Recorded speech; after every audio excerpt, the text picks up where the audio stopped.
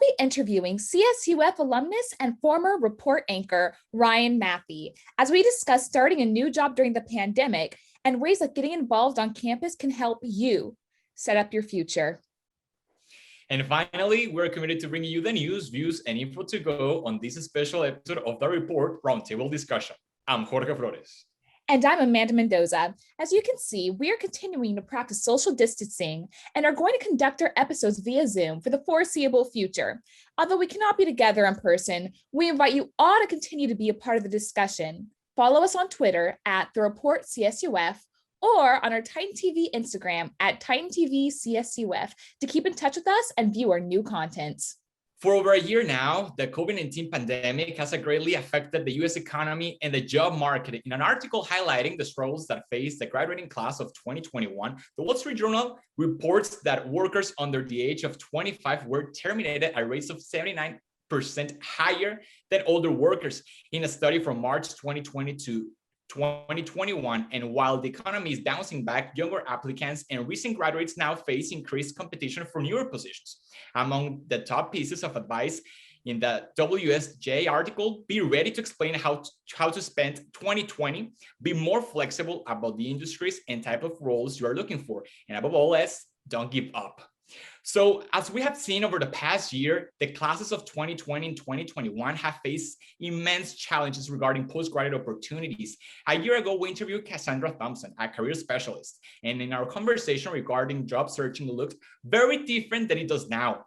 Now, graduates from both 2020 to 2021 are trying to navigate uncharted territory. How do you explain how you have made up for that lost time in 2020? How do you navigate post-grad plans with such a competitive applicant pool? Should one settle for different roles or move into different areas? We are also looking at this pandemic, and it's not over yet. With all this in mind, joining us today is a dear member to the Titan TV family, Ryan Matthey. He anchored for the report for 2 years and graduated in May 2020. Just a month after graduation, he landed a multimedia journalist position at KRCR-7 News in Chico, California. We're here to speak with him today to catch up on how he's doing and learn about his experience landing a dream role after graduating. First off, thank you so much for coming here today, Ryan. Oh, buddy, the pleasure's mine. This is a full circle moment for me. It's been a year without the report. I felt lost, so I'm feeling like I'm back at home. So thanks for having me. It's amazing having you back. So first off, I'd like to ask, what do you do in your current role? What does it entail? Yes, so I'm a multimedia journalist for our Channel 7 station. We have hub here we call it the North State. It's just the northernmost part of Northern California, if you will. So I work out of our Chico bureau. Our main station is located in a city called Redding. It's a more north California than Chico. I'm about a 15-minute out. So I'm working more remotely. I don't have access to a camera guy. It's really, I would describe it as a one-man band type of deal where I have our morning meetings.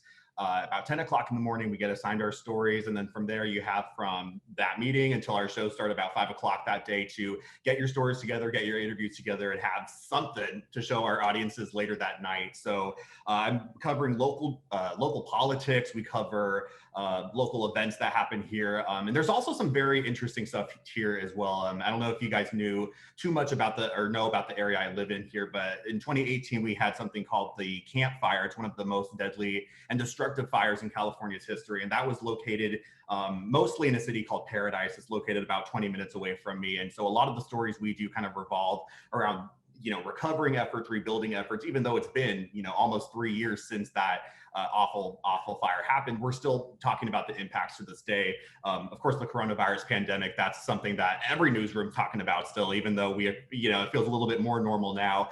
We're covering the rebuilding efforts of that, and anything else that's really interesting here, because we do report for our local community. That's the people who get our channel. So they're the ones obviously watching our news. But whenever there's something that's a little more newsworthy here, the content that we produce here is also shown on other stations, whether it's just throughout the region, if it's throughout the state, sometimes on a national level. So it really just depends on what the event or story is that day. But it's basically, it's a 10 to 7 job. It's you wake up, get your stories, do your stories, and be ready for your live shows at 5 o'clock later that night. Ryan, first of all, once again, a pleasure having you here in the show. as students, we admire you because amid the pandemic, you got a job. And that looks like something so impossible for many of us. So can you explain to us what was auditioning for the job? Or can you tell us a little bit more of the job research that you did before actually applying for the job that you have right now? Yeah, if it wasn't terrifying enough having to find a job after graduating, the fact that it was also in the middle of a pandemic where at the time, no one understood what was happening. No one understood what the virus was like and how it spread, or really effectively how it spread. So yeah, everything was very terrifying.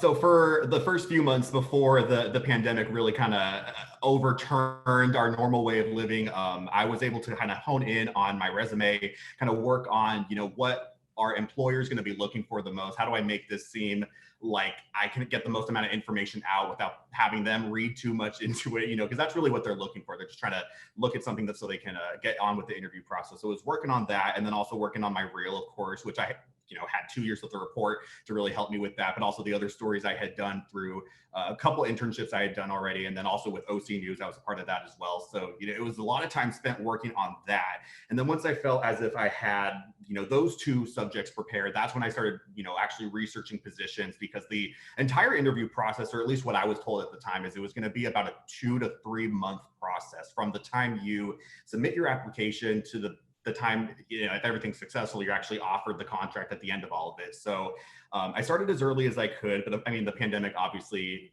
threw us all for a loop. So that kind of sidetracked me for a little bit, but eventually after we got a little more comfortable into our new way of living at the time, I, still was going out with those different applications, trying to up my reel any way that I can. And I think actually too, and I mean, this is for both you and Jorge, Amanda, how you guys were able to still work on stuff during the pandemic. That is very difficult. And I can say that because I was literally doing it less than a year ago. So I understand how difficult it is, but that's really something that's useful that employers are going to be looking for. And I think moving forward too, for the next few years, when employers are interviewing you, one of the questions that is going to be brought up regardless is going to be, what were you doing during the pandemic? And so you guys had something to show for it, obviously. And so that was, I think, something for me that helped kind of leverage me when I was going forward with actually interviewing and, moving forward with interview processes, is that I actually had something to show for my time that most people were just stuck at home. Which, I don't want to make it sound as if you were really just taking the time to keep yourself safe during the pandemic, that was necessarily a wrong thing. But for me, and I think we talked about this a little bit earlier, the market is very competitive right now. It was competitive before, but now, as we have all these people who took a year off to, work on whatever they needed to work with. Everybody's really going out to look for a job now. And so, yeah, if you have something to show for the time that you had in the pandemic, that's absolutely going to help you along the way. And for me, I was able to thankfully get a response back from 3 different news stations. There's, of course, the one that I am working for now, as well as one for North Dakota and one in Georgia. I had never been to either of those places. And so it was, of course, a job, though. And that's something, you're taught for so long, so many years in your college experience, that you are working towards getting a job. And, it might be difficult to get that job. So whatever you can get straight out of college is going to be great. And it's going to be a success in itself. And so I was working with those. And thankfully, I was able to get this job, or I was able to get contact with this job actually through surprise networking. I don't know if you guys talk about that. That was drilled into my brain when I was in college. Networking is the way to go. And so actually it was a classmate, somebody that I had taken OC News with, and a bunch of other CTVA classes. I was able to still form that connection with him, and he had graduated a year before me. He had this job up here in Chico, and then he was just so good at that. What he did is he ended up getting promoted to another station further in Northern California. And so when the news director was asking, like, hey, do you know anybody? I'm kind of like left on short notice now to find another reporter to fill your position. He remembered me. He remembered, I was on LinkedIn. I was on YouTube with my reel. I was trying to publicize, like, I'm here to work. I will take almost anything. Please talk to me. And so he saw those efforts and was able to kind of connect me with the news director at the time. And so not only was it that I had that connection to the news director specifically, but beyond that, having everything from my internships and then specifically from the pandemic, showing what I was able to do remotely and as a self-motivated person, that absolutely, I think personally, helped get the job that I have today. So I don't know if that answered your question, but it was a long answer to a short question. So I noticed that you mentioned you worked for OC News and that you also learned how to network. But I'd like to ask you, in what ways do you think that your undergraduate experiences, such as classes or extracurriculars, prepared you for the real world? And are there any skills that you transferred from your classes to the current position you have now? Absolutely. It was so funny because I remember I had always wanted to go to college, but it was more of like my parents said, you're going to go to college. So like it or not, you're going to have to get an education, which is a very great position to be in. Of course, I know everyone's not in that position. So for me, I started college and I really had no intention on like involving myself in any type of campus extracurriculars except for the classes I was required to take. And so it got to, I believe, my maybe third and a half year. And I realized like, if I want to do well in the job that I say that I want, I probably have to do a little bit of communicating. And I know not all jobs are like this, but I mean, I think our major is literally communications. Like it's literally in the title that you have to do some type of networking, communicating. And so that was kind of the pick me up to say, you know, I should get involved. And so I actually, the year that I was doing the OC News class, Jeffrey over at Titan TV was able to contact me and, you know, what are your thoughts about doing the report? And that was kind of my foot in the door into starting the extracurricular work through Titan TV. And thank God that happened, because I don't think I would be at the position I was right now. I don't think I would have gotten my internships that I did while I was at CSUF without the different skills and experiences that I was getting with Titan TV. Because even though, you know, at times it might not feel as if, you know, you're in a real production, it's a real production in itself. You know, regardless of who's actually seeing it, it's work that you are doing yourself that's going to be benefiting you in the long run, because once you're actually thrown into it, there's no one holding your hand. There's no one saying like, do this, do this, do this. It's like, I expect you to have, you know, something very vague. They'll say, you know, we want this by the end of the day, not really going too much into detail about it. And so if it wasn't for, you know, having the report and, you know, having times where it's like, okay, we're going to be talking about this subject, talk about whatever you want in that subject, you know, that's kind of leaving it up to you to realize, you know, what am I good at and what can I, and I hate to use this phrase, but I use this phrase all the time, fake it till you make it. That is like absolutely the phrase you got to kind of remember in your brain right now, especially as you have this time with your colleagues and the report and, you know, whatever else you might have at Titan TV, is that this is time for you to build on whatever you can before you don't have this available to you anymore. And then if you don't, you know, if you don't have a job by that point, it's really up to you to figure out different ways to up your reel, to up your resume. And so for me, yeah, working with Titan TV, able to get the different kind of on the cuff kind of skills, you know, if you're talking with the roundtable, with the report, whether it was the technical skills of actually filming and writing a script and having some type of a camera presence, you know, all these things aided in actually getting me to a job where I mean, it sucks, I have to pay bills now, which is not great, but I have a job where I'm doing everything that I said that I wanted to do for so many years. And so if it wasn't for Titan TV and the different experiences I had through there, I wouldn't be here right now. So if I could leave you guys, you know, for, I know Amanda and Jorge too, you're already involved, but for everybody else who's not involved and, you know, they're looking for a reason to do it, let this be the reason, because I believe you can do anything you want to by yourself, but it doesn't help to have some type of help on the way. And that's what I think the experiences with Titan TV can do for you guys. Ryan, and that sounds so interesting. Now talking about students, that you got already the whole experience of what a student is to be like before the pandemic, but now through the pandemic, you are working through the workforce, of course. Well, returning to us as students, what kind of advice would you give us that we're slowly but surely going back to campus this next semester? Yeah. And that, I think that's a difficult question to answer, because you have to keep in mind that the pandemic is still happening, regardless if, you know, masks and restrictions are lifting on the 15th, or, you know, some people are vaccinated so they feel comfortable enough to, you know, go around not doing the restrictions that we were doing, you know, 14 months ago. That's tough, because people are going to have different levels of safety and comfortability as they're returning to campus. And I think, you know, up here, we're doing stories like that too, is as families and as children are returning back to their campuses, do they feel safe doing it? And some people say no, because they, you know, they are allergic to something that is in the vaccine, so they're not able to take the vaccine themselves, not because they don't want to take it, they just physically can't. You know, they're scared of passing it on to somebody who might be very vulnerable within their household. And so you have to take those into consideration as people are moving back to the campus. But I will say, me being one of these people, is that the pandemic was not fun. Like, it was not fun in the sense of, you know, actually having to stay home for a lot of the time. The fact that you were so disconnected from the people you were talking with, working with day to day, you know, that was obviously not fun.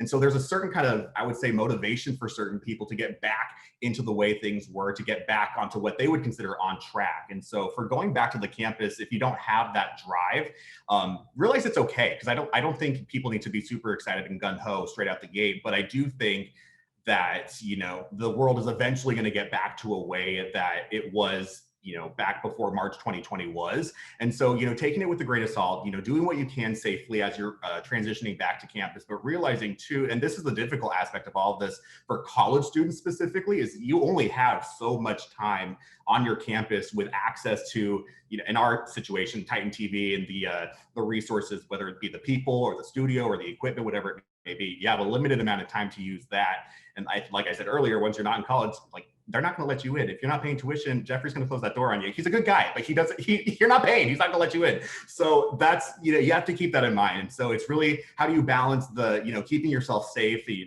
as you're returning back to a lifestyle you hadn't been in for so long, while also realizing that you got some stuff to do while you're on campus, and that's to get the education and build yourself up enough so that you can actually enter that workforce. So you do you. That would be that's my piece of advice. That's amazing advice, ensuring that you're staying safe, but also realizing that we only have limited time at CSUF with these amazing programs, especially in the communications department. So earlier, I noticed that you mentioned networking, you mentioned getting involved on campus, but I'd like to ask you, what advice would you give to recent graduates navigating the workforce? Well, I don't need to tell them this, but that it's hard. Like, entering the workforce is hard, especially in the positions that we are too. Well, I would say the jobs that we're looking for, it's very competitive to get. If you're looking for that kind of on-camera presence, that on-camera talent that many people in college generally want to, if they're going for the broadcast journalism route, just know it's difficult. And that's totally fine. It's not supposed to be easy, because if it would be easy, I don't know if it would be a job that most people wanted.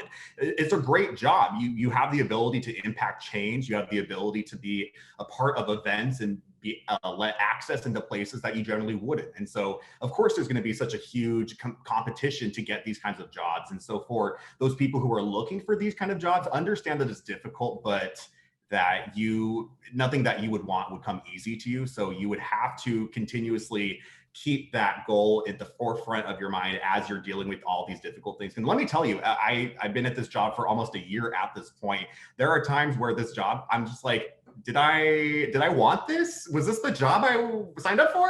Because it's so hard. It's so difficult sometimes. And, you know, I wouldn't say there's times where you don't want to do it, but there are times where you want to be like, I don't know, I would like a break today, please. And so if you want that end goal, which is generally being able to, you know, imply some sort of impact in your community, to show that you are listening and you're caring about what people in your area really want to know about, realize that the goal, the treacherous path is going to be treacherous, but the end goal is going to be rewarding. And so all the hard work that comes with it, if it's, you know, the networking might be difficult, the upping your resume, upping your film reel, especially if you had just graduated and you don't have the access to the different kind of shows or classes where you have assignments, and then you would take those assignments and put it in your reel. And, you know, now you might have to go film stories on your own to put into your reel. That's okay. It might suck. And I understand that, you know, we would much all rather be on our couch, you know, maybe playing Animal Crossing if you're still into that, or whatever it may be that you're doing on your couch. Like, I understand that that's what people want to do, but to get the kind of greatness that you are envisioning for yourself, it's going to take some work along the way. And so keeping that in your forefront as you are still going. And I will say as well that I wouldn't say it's less difficult, but there seems to be more an abundance of jobs that are behind the camera too. And so while people might be looking for, you know, I want to be the face of something, you can totally get your foot in the door at something more behind the scenes. And I can say this for our own station. We have people who have hired in as, you know, production assistants, or they've hired as assistant editors, or whatever it may be. They're doing more behind the scenes stuff. And eventually we're just so good and we're able to prove themselves in that role that they were able to graduate, or not graduate, they were able to be promoted into an on-camera position. And so I will say that might be my second kind of piece to this, is that don't kind of be so narrow-minded when it comes to the jobs that you're looking for and that you're applying for. As long as you can form some type of connection between that job and where you might want to be at the end, I think it's okay to start your trajectory a little bit to the left or right of where you think you're going to be. As long as you have that end goal so clear in your mind, I think you'll eventually find your way back to wherever you want to go. Ryan, so is there anything else that you would like to share with us before we conclude?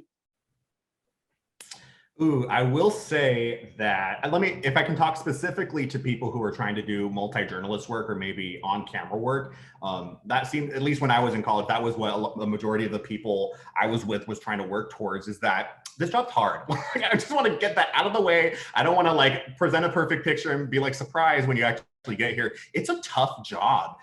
You are, in most situations, you're moving to an area you've never lived in before or been in before. I was born and raised in Southern California, and finding any type of on-air reporter, local news, something or whatever, that was not going to happen in the type of markets that I lived in because they were just so big and, so competitive. So people like me were forced to kind of go to other places. And I think for me, I was so fortunate to land still within California, even if it's on the opposite side of the state. I still feel as if I'm, connected somewhat to the area, but even if it is the same state, it's a completely different culture, a completely different way of living than I was accustomed to down in Southern California. And so realize that the job is tough, but the end goal may be rewarding for you. Like I mentioned this a little bit earlier too, I've had people who I've done stories, whether it be about fires or it's about, the pandemic and how it's affected them.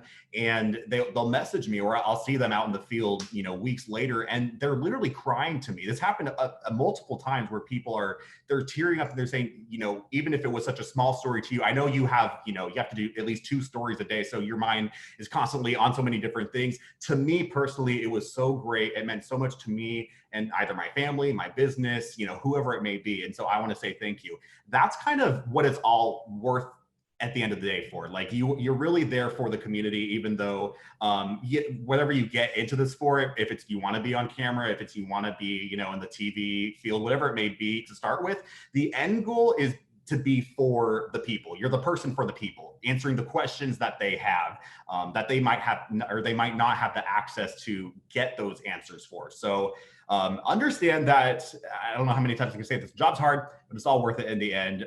Keep that in mind. And I also want to say too, and I know there are people who will get their first reporter gig out of college and then realize, after their contract's up, that maybe this is not for me, because there is a lot of work that's put on you in your first market because there's not as many resources as you'd have in a higher market. Realize that that's okay too. I've talked to people who have transitioned out of the on-camera stuff to behind the camera, or they're just completely in a new field now. That's okay. Like, I don't know how many more times I can say this in a way that makes everybody feel accepted, is like everyone's trajectory is going to be so different. And, we all have this mindset of, okay, you go elementary school, middle school, high school, college, job, death. I don't know, maybe at the end, like job is just carries you out until you're done here. And it doesn't have to be that trajectory for people. And it's okay if it's not that trajectory for people. You got your whole life to live ahead of you. So just do what you can now that feels right to you now.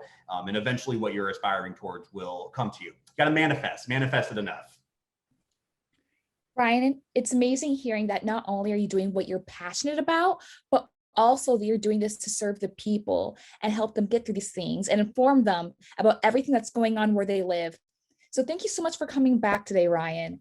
And with that, that's all the time we have today on this summer edition of the Report Roundtable Discussion. Ryan, thank you so much for joining us today. It was great to have you back, and have a safe summer, everyone. And stay tuned for more news, views, and info. I'm Amanda Mendoza.